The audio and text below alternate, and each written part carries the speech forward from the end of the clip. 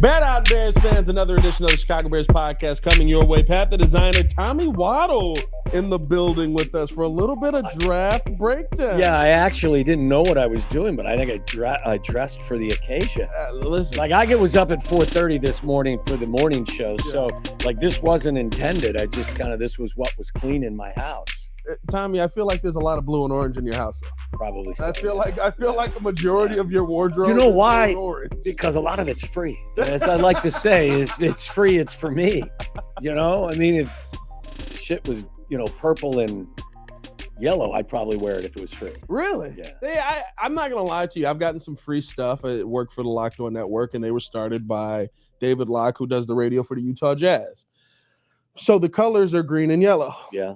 So they've sent me a lot of free merch. Yeah, very Packerish. And I was literally like, I can't walk around in this, dude. You got to send me something else. We finally got a gray and black shirt, and I was like, I can finally wear one of the companies I work for. But it was tough for a while there because I was like, I understand you want to see us in this, but I'm never going to wear this. You can wear it around the house. You can wear it around the house. I'm not going to say what I used it for. By the way, Chicago Bears podcast brought to you by the Advantage Dealer Group. Find your next Chevy, Toyota, or Acura and drive off in under 60 minutes, or they'll make your first car payment free. It's been a while since we had you here, Tommy. How you It's good to be here. Thanks for having me. Yeah. How was the morning show?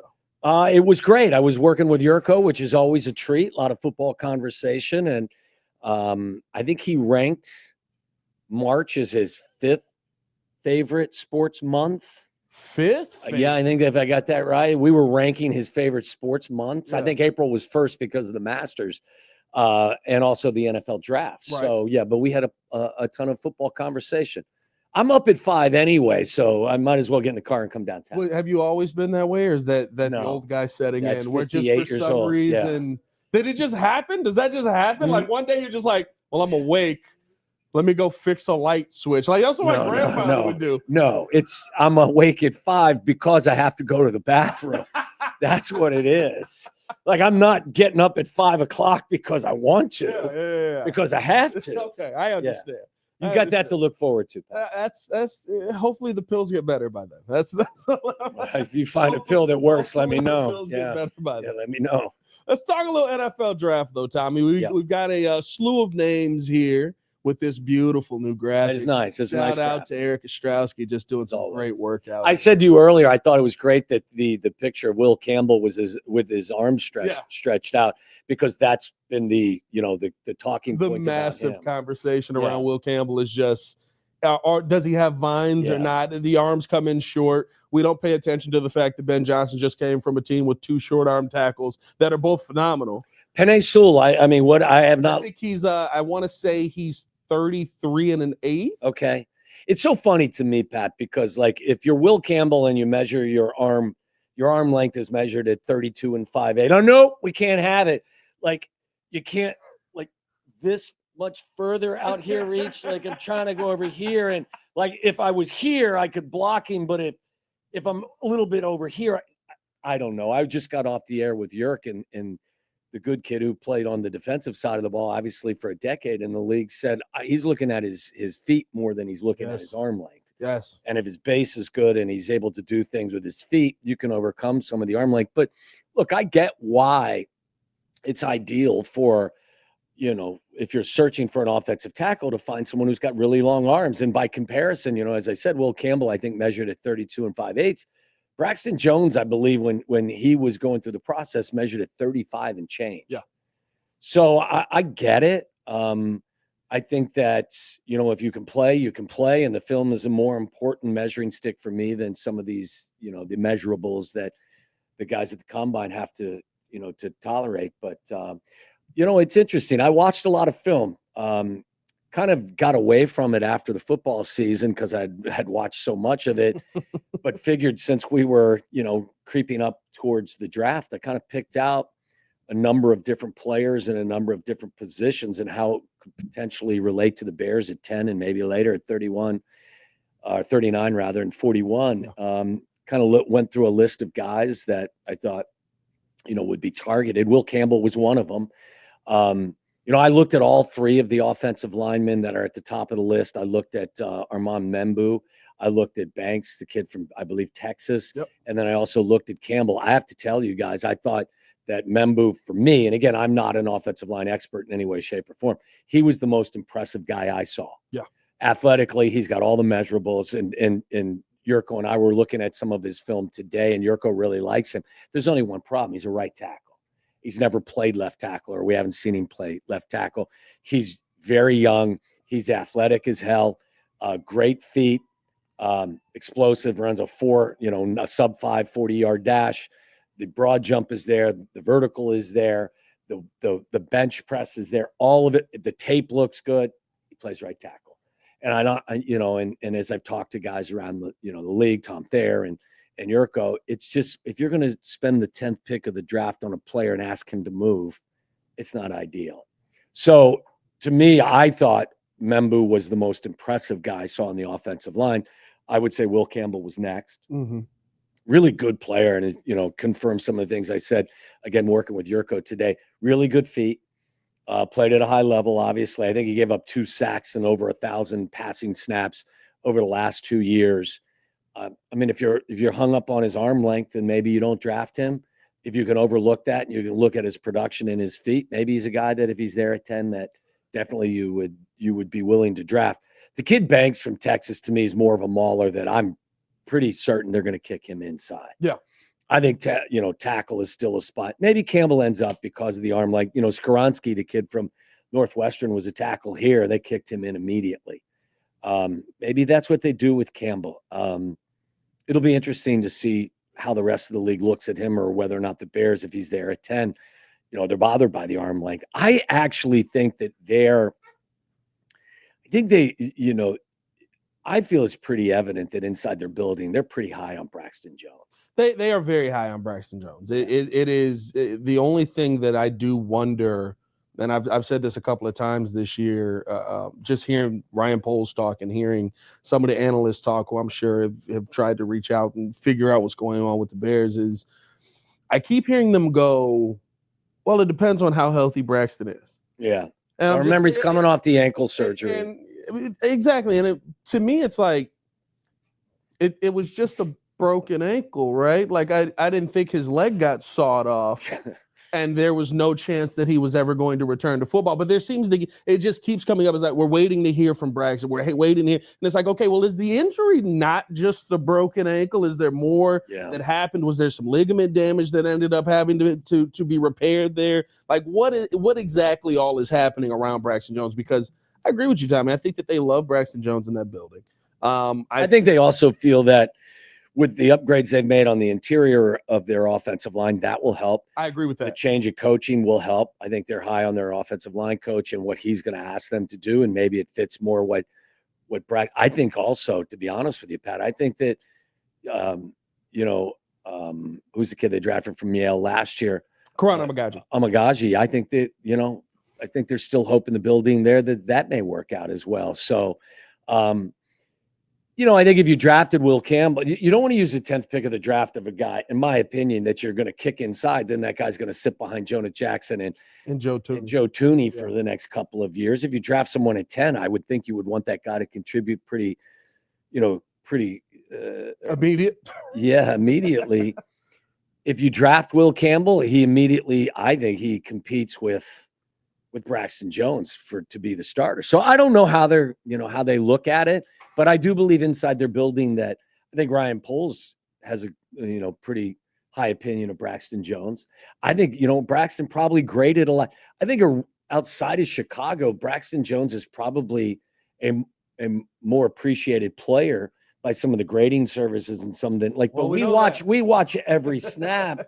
And I think there were times when you were desiring a different left tackle. Now, again, some of that could have been product of what Chris Morgan was asking them to do, the different combinations that they were lining up consistently. Caleb has to wear a good portion of the sacks as well with how he functioned inside the pocket. But I think that, again, to kind of repeat, I think that they feel that there's, some potential in Braxton Jones that maybe hasn't been acknowledged or released or, reached at this point. I think the conversation for that side of the ball too is kind of as not to rehash it, but what we said about the quarterback position with Caleb and Justin. If Caleb Williams comes in day one, and he's at the floor that Justin Fields is at, Yeah.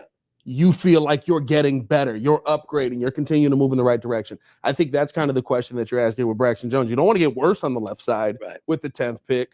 Can Will Campbell have the floor that Braxton has right now? Or I guess Braxton's ceiling, can that be his floor? And can he exceed that? That's the big question for me with replacing Braxton Jones, because I agree with you. I think Joe Thuney and also how Ben Johnson is going to use the offensive line this year, I think we're going to be more of a run-heavy team. Yeah. That benefits Braxton. He's good in the run. Yeah. When you get Braxton out in space, he levels people. The problem is when I need him to protect Caleb, sometimes he gets sacked with him. It's really – I'm kind of in the – like I've gotten everything I wanted as a Bears fan. I wanted Ben Johnson because they've invested so much in the offensive side of the ball, and they got really little to no return last year. Statistically, bottom 2 or 3 in most important categories. So there was no return on the investment. I think Ben Johnson has proven in this league he knows what he's doing. Yeah. He knows how to identify talent, how to maximize the strengths of certain players in different positions. And I think there's going to be an enormous upgrade just in the production and the performance level from guys at similar positions. Like, look, I don't think Cole Kmet's only going to be targeted 54 times. I just don't. Yeah. I don't think that DJ Moore is going to average less than 10 yards a catch. I don't. I think Rome Odunze is going to look more comfortable in whatever role they ask him to play than he did this past year. I just think all of that stuff will be true. So, I thought that Ben was the right guy to definitely bring into this environment. So I'm kind of like, I'm riding with Ben. Yeah. There's this big push from some that, you fix the interior of the offensive line. Darnell Wright's on the right side, as we talked about. Oh boy, don't you say that name. You like Braxton Jones a little bit. Maybe he'll want to draft Ashton Genty from Boise State, this running back who projects to be, a really fantastic player for a long time. And this isn't about me, knocking down Genty. I think he's a fantastic player. To me, that's a luxury pick. Yeah. Same with Ty Warren, the tight end from Penn State, who was a man amongst boys in a lot of games he played in the Big Ten. But if you look at Warren and you compare his measurables with Cole, because he's not a player, like he's not the kid from Georgia last year. No, he's not Bowers. He's not Brock Bowers. He's not the kid from Arizona. He's not McBride. That's not how he plays the position. If you go back and look at Cole had bigger hands, longer arms, faster 40 speed, better broad jump, better. So he's basically Cole. Yeah. If we can just get Cole to maximize his production by putting him in positions to take advantage of what he does do well as a Y tight end, an inline tight end, that's why I don't think the tight end at 10 is. I think it's a luxury pick. I don't want them to draft a running back at 10. Luxury pick. Keep hammering on the offensive and defensive lines. But if Ben Johnson decides that that's what he wants to do, I'm going to ride with Ben. Like, I would be more disgruntled as a Bears fan if this was last year's group. If this was Ryan Poles and Matt Eberflus deciding that Ashton Genty was worth the 10th pick. Yeah. That would chap my saddle region. If, in fact, it's Ben Johnson, I'm obviously going to give them the benefit of the doubt because they have such a high, appreciation, or, I feel so good about what Ben has done in the past and what he can do here. Let's focus on these individual players. Let's talk about the individuals. Before we do that, we do got to let you know today's episode is brought to you by the Hard Rock Casino in Northern Indiana, located 30 minutes from Soldier Field, I-80, 94, exit 6. All right, Tommy, let's start off here because we've had a good conversation about just about everybody on the board, but you got a chance to watch the team. Yeah, let's focus in on all these guys. Let's start here with Shemar Stewart. Now, his RAS scores are off the charts. Yeah. Ryan Post loves RAS scores. He's very excited about them, but I don't even know what that means. What is an RAS score? So basically, that is how he performed at the combine. Oh. And his scores match up with, prepare yourself now, Myles Garrett. So after he was this dominant beast at the combine, everybody's like, "Oh, could he be Myles Garrett?" Why is the comparison to Myles Garrett? Because Stewart also played at Texas A&M? Well, no, because the scores ended up being similar. Listen, what I saw was a kid who obviously very athletic, but I think that I did not get the impression watching him play on tape that he was worthy of the 10th overall selection. Now, again, there are times where you can explain away a lack of production at the collegiate level. He does some really nice things. He is definitely an athlete. I found that he struggled to finish plays. So that's why your sack totals are so low. The production numbers are like, I can explain away some of the stuff, but at the end of the day, there were too many moments, I think, where Stewart had an opportunity to bring a quarterback down and it did not happen. I just think it's too high at 10 to be drafting a guy that you think just projects to be more productive at the NFL level, which is, by the way, significantly more difficult than it is at the collegiate level. You do see the traits. I mean, the physical traits. I just wouldn't, again, I have to marry, when I look at the tape and I don't see a ton of production or a standout amount of production, and then I look at the numbers and go, wow, like, how do those things don't intersect? That would be a touch of a red flag for me. So I would be cautious with Stewart. I know that there are people that do think that you can get more out of him at the next level. There are moments that flash on the screen when you watch him play, but there was just, for me, not enough production from him consistently for me to consider him at 10. But what the hell do I know? I've never played defensive end at any level in my career. I think what scares me about him, Tommy, is that, right, when you look at his game, he said it as well. He's like, I'm not sack chasing. And I do think that he is trying to do all of the other things well.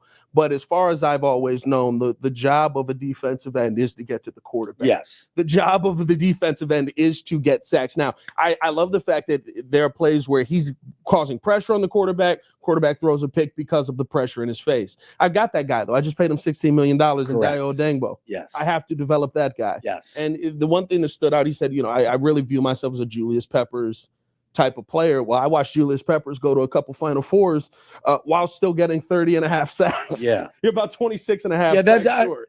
I mean, again, the athleticism is there on film, but the lack of production would be something that would steer me away from him at 10 for sure. Like if you could trade down, like, which I think is more of an option than trading up. If you move back and you add a pick, then later in the draft, he may be. But at 10, I got to marry that production with what I see on the tape. Is there somebody in just off the top of the brain that did nothing on the defense? Because essentially, numbers wise, I'm not saying he did nothing. He was a productive player, but numbers wise, not as productive as you want a defensive end. Is there somebody you can remember that just was basically coming out of college and then turned into a world beater at the pro level?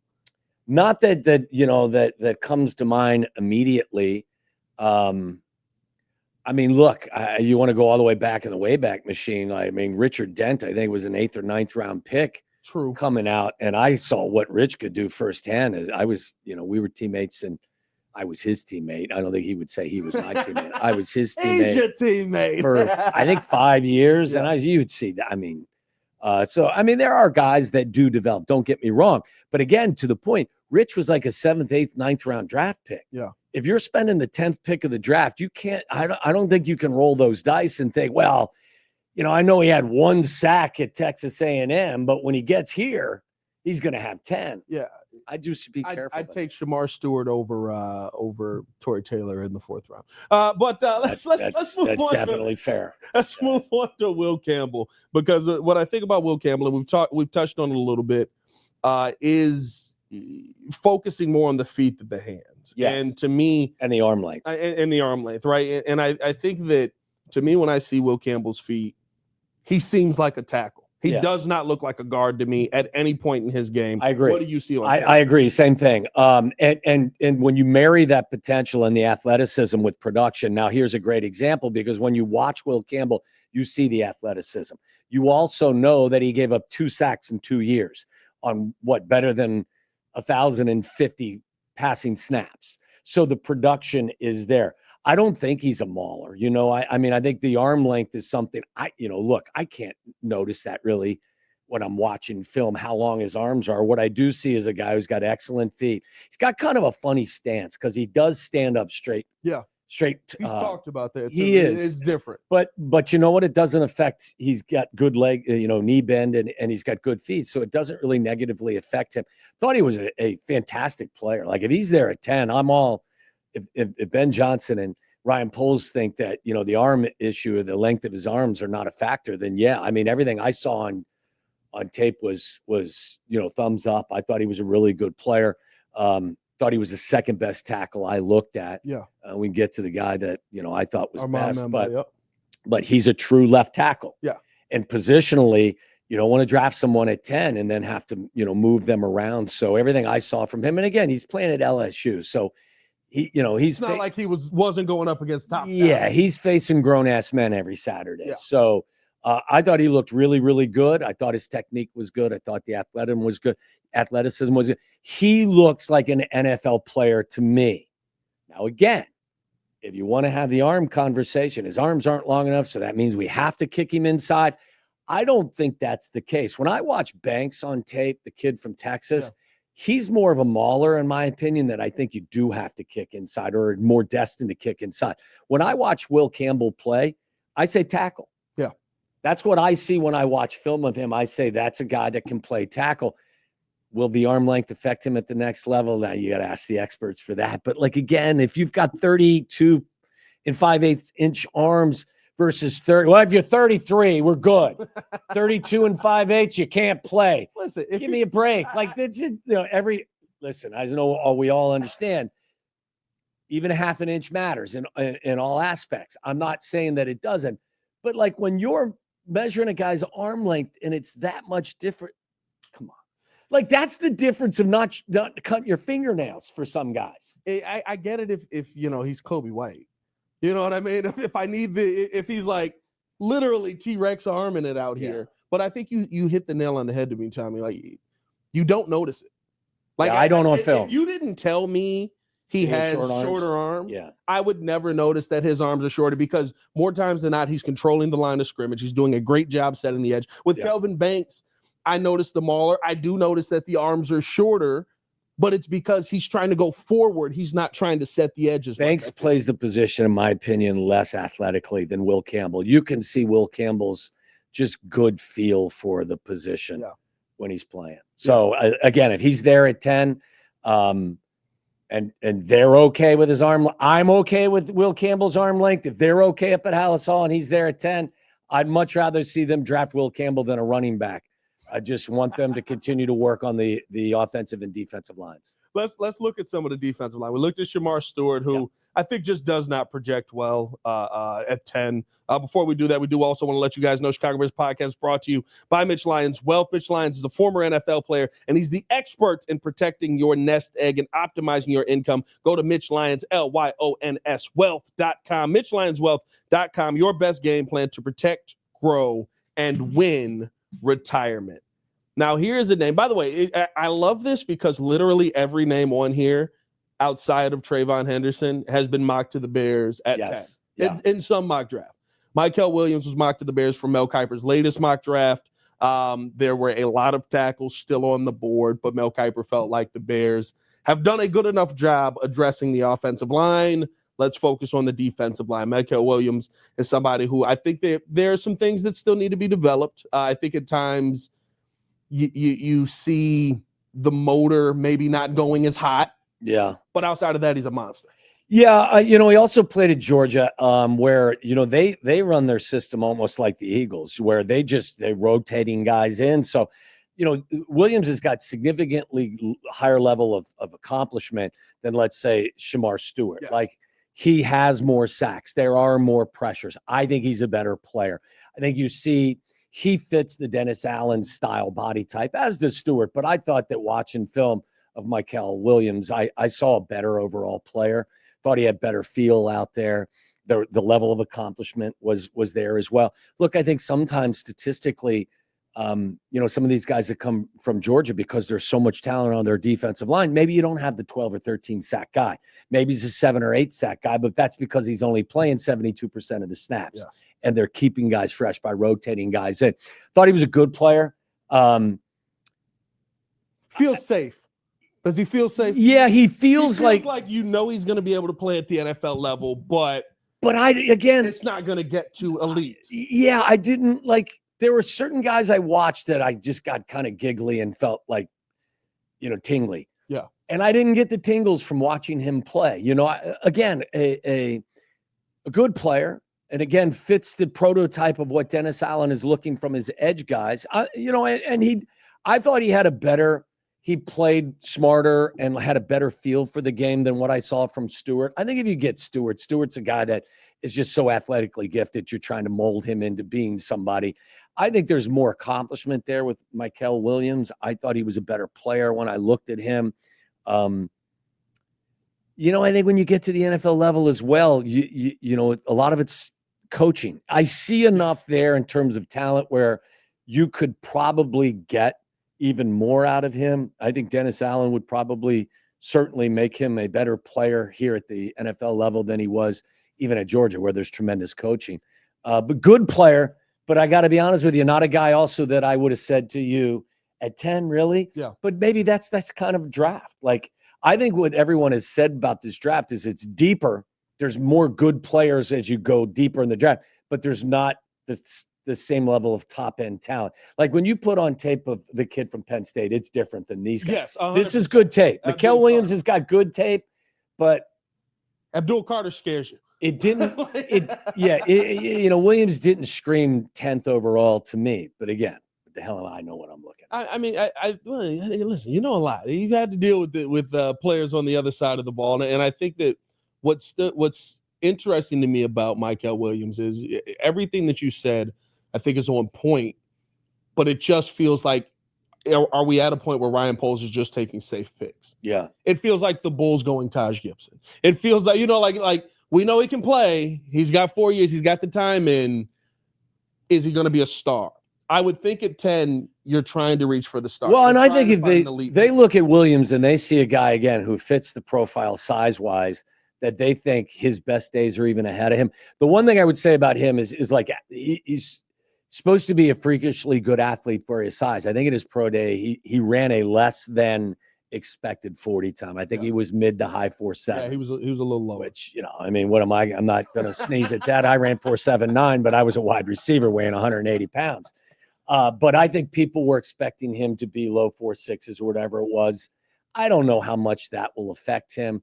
Good player, but again, didn't scream 10 at me. It always cracks me up when I see like the defensive and offensive line. Now, defensive line a little bit more, but like the 40 times on them, and it's like, well, it was slower. And it's like, well, what if he just was like, I got to go through the motions on this? Like, I feel like, Rome Odunze, the thing that TJ Houshmandzadeh talked about when he's like, don't believe it 40 times. Yeah, plays faster. And then I saw Rome run past me, and I was like, oh, there's no way he's running that slow. Yeah. And so I think that it's.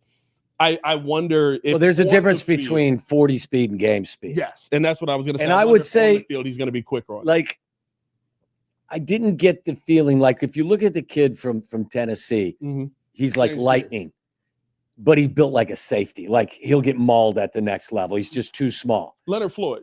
I get Leonard Floyd from him. Smaller. This kid is much bigger and plays bigger, not as explosive, but if they drafted him 10th overall, would I be throwing things in my house? No. Like, again, I'm going to ride with Dennis Allen, too. He's an accomplished defensive coordinator, but good. Doesn't scream 10 to me. Not screaming out at you. But there aren't a lot of guys that are screaming 10 at me in this draft. But that's the kid next. Armand Membou. Like, he was. How's your Membou? I don't know how to answer that, to be honest with you. Not as good as his. That kid is impressive as hell on tape. Like, he's the first guy I watched on tape was Mason Graham. Impressive. Second guy I watched was this kid. Yeah. Now, he's got it all, in my opinion. He's young. He ran a 4.9, I believe, at the combine. He's athletic as hell. He's got great feet. I believe all of his explosives were good. All his measurables are fantastic. I think his bench press down at the combine was also good. And as I said, he's young. I don't even know if he's 21. The tape is excellent. Like, you get excited. Like, I'm like, I can feel it. Can I move him to left tackle? Because all he does is play right tackle. He is going to fit perfectly for someone at right tackle. I wish the people I've talked to, Thayer and Yurko and others, it's just, you don't want to use the 10th pick of a draft on a guy that you have to move to a different position he's not used to playing.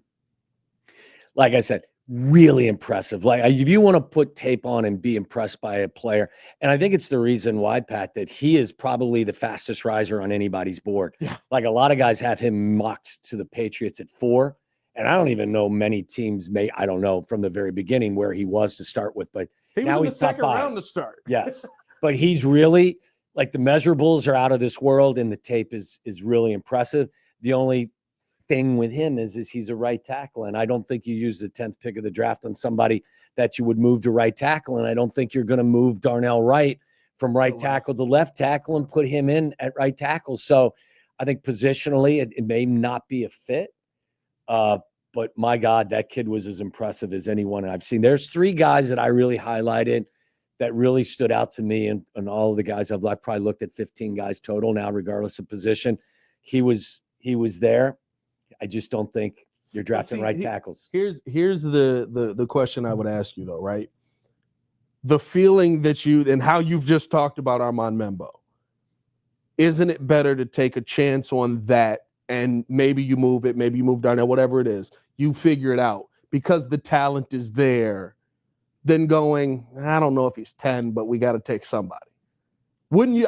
For me, I would rather see Armand Membou taken there because I get as excited when I watch his tape as you do. He's a shutdown right tackle. Yeah. Will he be a shutdown left tackle? I don't know, but I know he's got an elite ability over here. Well, that's where I would have. Maybe you can move some things. That's around. where I have to personally, like I could look at a receiver and tell you, can he play the outside and the slot? Does he have tendencies that won't work on one side of the field or the other? Like I feel really confident to tell you. Like I looked at Rome last year on film and said, yeah, he can play on the edge and he can play in the slot. Yeah. There are certain guys that can't do that.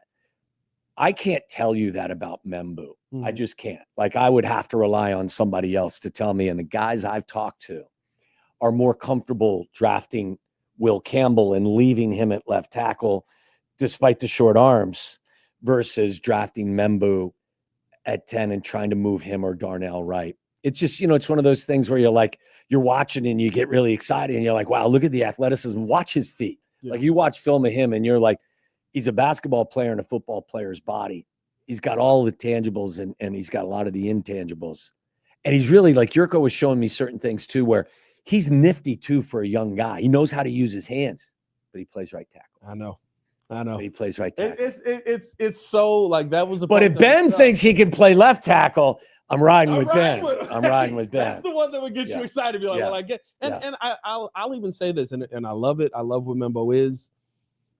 If you wanted to move Darnell because you feel like he's the better right tackle, and I don't remember exactly what Darnell was coming out of college, but like he settled in at right tackle. He played everywhere, but I think right tackle was definitively his best. Where he was at his best. You've spent 2 years trying to get him there.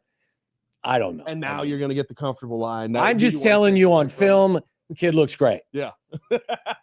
What they decide to do up there, I don't even think he'll be available. I think he'll probably be gone. You think he's going to be top 5? That's where a lot of guys have him. Yeah. They need offensive line help in New England, and they've got to pick at 4. So I wouldn't be shocked. Even like Jacksonville needs help on the offensive line. I don't know what their right tackle situation is, but it doesn't feel like Membou will be there at 10, and then you have the positional question as well. So. And listen, I need now there is somebody that will probably be there at 39 or 41 who plays a different position that has me equally football horny, as they say. You a little riled up here? Well, I'm just saying, in terms of football conversation. That's because my hips don't work. I can't do this because both of my hips are so bad. So anyway, the point is that I am not an advocate of drafting a running back at 10. Again, I've said this a million times. Yeah. It's a luxury pick for me. When the Lions did it a couple of years ago with Jahmyr Gibbs, they had a lot of their infrastructure and everything already built. It's a luxury pick. I don't think they're in a luxury pick state of mind right now. So I'm looking at offensive or defensive line at 10. But I do believe that there will be a time to draft a back. This is a really deep draft for running backs. You could convince me that at 39 or 41 that it would be the right time after addressing the trenches with your first pick to draft a kid out of Ohio State, TreyVeyon Henderson. I watched the kid Hampton on tape, the kid from North Carolina. Yep.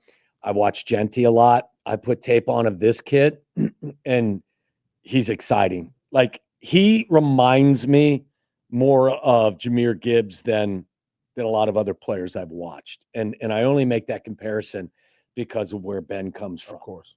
This kid averaged 7 yards per carry. Put on the tape and watch his vision. Okay, he finds holes. He's 5'10" and he's 205 or 210 pounds, so he's a smaller back. When he gets into the open space, you watch him. He separates from defenders. Kid from North Carolina, really good football player. He's 6 foot 220. In the open field, guys tend to catch him. I'm not saying he won't be a good back. Hampton will be a good back in the league. This kid, put on the tape and watch him. He pulls away from guys. Yeah. He averages, as I said, 7 yards per catch or per rush. Sure. Good receiver coming out of the backfield. And also I love watching the smaller backs put their head in there and actually participate and be a willing participant in pass protection. This kid will knock your helmet off if, in fact, you're not paying attention. He'll do it all. So while I'm not an advocate of drafting a back at 1, TreyVeyon Henderson was one of the more explosive players. I told you I watched 3 guys that really got me excited in the first couple of weeks of watching film. The kid from Michigan, Graham at the line of scrimmage, really good. As I told you, Membou was really exciting. TreyVeyon Henderson really got me excited watching him play and thinking about him being used in a system where, Ben Johnson obviously can get the best out of different players, but you're not going to ask him to carry the ball 25 times a game. You're going to give him 25 snaps. You're going to get him 10, 12, 13 carries. If he gets hot, maybe a few more. You're going to throw it to him 3 or 4 times.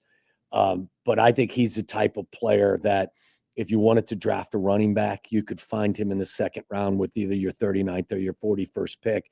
And I would be excited about that. He's a really, he's an exciting player. Really is an exciting player that, and I know everyone, I watched him at Ohio State. Yeah, I did too. And you could see it pops on film. But when you focus on him, and you see his vision, you see how he finds holes, you see how he gets to the line of scrimmage and then separates, you see his willingness to pick up a blitz, you see his ability to track the ball downfield as a receiver. Just was a really impressive guy. And being able to do it with somebody else in the backfield, I think, is impressive, right? Like, it's not like he pops out to you just watching the game, and Quinshon Judkins is out there, and he's a really good running back as well. Like, I think that the fact that you can stand out in a backfield that has those 2 in there. Well, listen, I think trying to recreate what Detroit did, and with take them both. No, I'm joking. But like if 39-41, 2 running backs. Could you imagine? No. I'm not advocating that. Could you imagine the show with Yurko the next day? No. You can split the carries up. You can have 2 different backs. You're not drafting 2 in the 2nd round.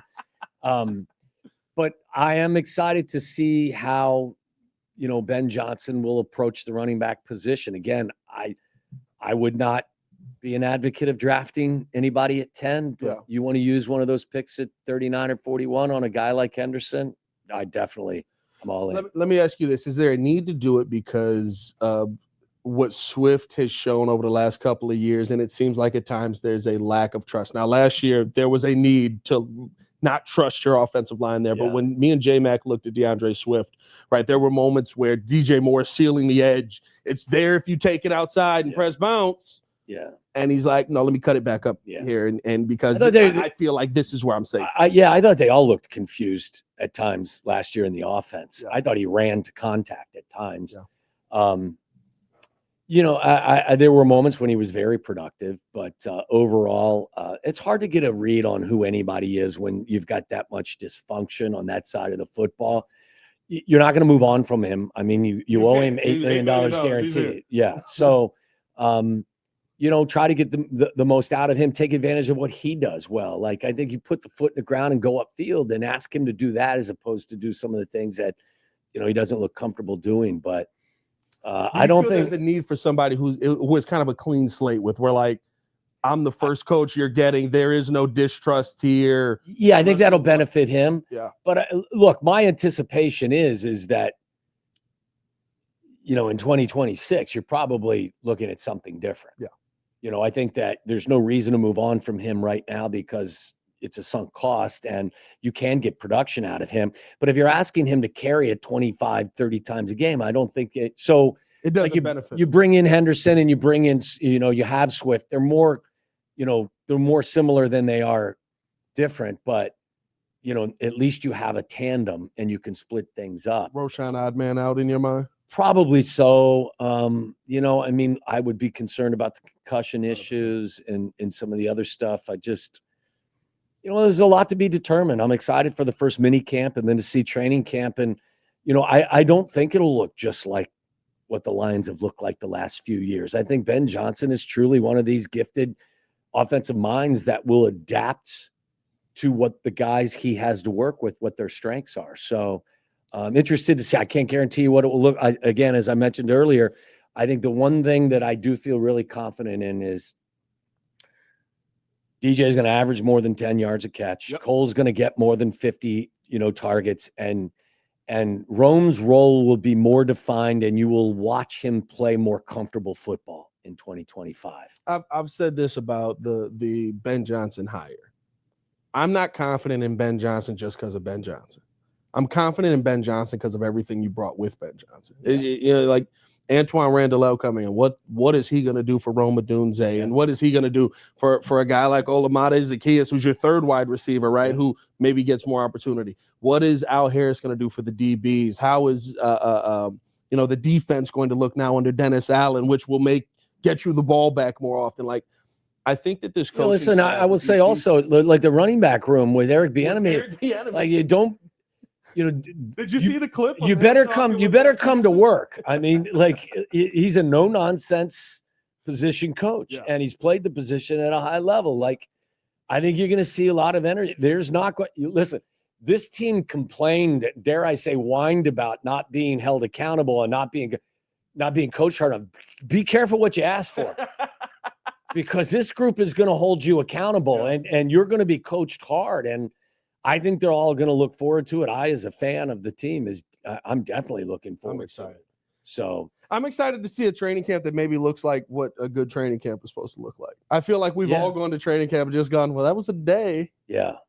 There were bodies out there. Look, you can't get ready to play without actually playing. I mean, it's not possible. So there's a lot of excitement. There's a lot of question marks. I mean, we don't know how Ben will function as a head coach or what he's thinking. Like, I think we'll learn a lot. I think Ben, one of the reasons why I was really excited about Ben, not just because of his offensive, game planning and play design, is because I think he's got a good eye for what a good offensive lineman looks like, what a good tight end looks like. Like, I think he thought he was going to be a tremendous, asset for Ryan Poles in terms of the talent evaluation process. And I think, you don't make the Jonah Jackson trade without Ben Johnson in the room. I think he has had a very loud voice in that room, and for good reason. And I think, they're going to build this team to his vision, and it's going to be fun watching them get started. I'm excited. As Ben Johnson said, it's going to be fun with an evil smile. Yeah.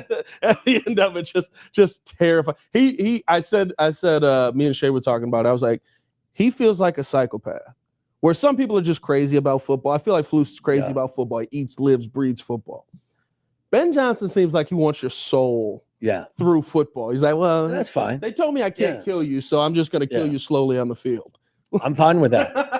I mean, when you watch him, on the sidelines with Detroit over the course of time, I mean, he's pretty emotionless because he's so locked in. It'd be interesting to see how he adapts to being a head coach. It's gonna be fun. We'll see. Appreciate you coming on the show. Of course, always. Tommy. Appreciate the breakdown. Let us know how you guys feel. And listen, I'm fine with a. By the way, if you get a chance, watch some Mason Graham video as well. If he's available at 10, Tommy, he may make you football horny. I was just about to say, I'm hoping there's a Membou and a Will Campbell in the top 9. Yeah. So that Mason Graham just for some magical reason falls out of the 10. Although Shay may be a little unbearable. The Mason Graham prayer Shay's circle unbearable regardless of what transpires. The Mason Graham prayer circle may be working, and I don't know how. Yeah. No doubt. I watch his tape and I'm like, there's no way he's gonna be there for us. He's a monster in the middle. I'm like, go get Kenneth Grant. They'll find somebody at 10 that will, either that or I think it's, maybe they move back and they add another pick or two. So that'd be nice. That'd be nice. I think that this team's pointing in the right direction. That's a good feeling because it hasn't felt that way very much around here. But hey, appreciate you guys for tuning in and showing love. Hit that like button, subscribe to the page, leave a 5-star review. Y'all know what to do. For Tommy Waddle, it's your boy Pat the Designer, back at it again. Y'all stay safe out there, Chicago. Bear down. One love. Peace.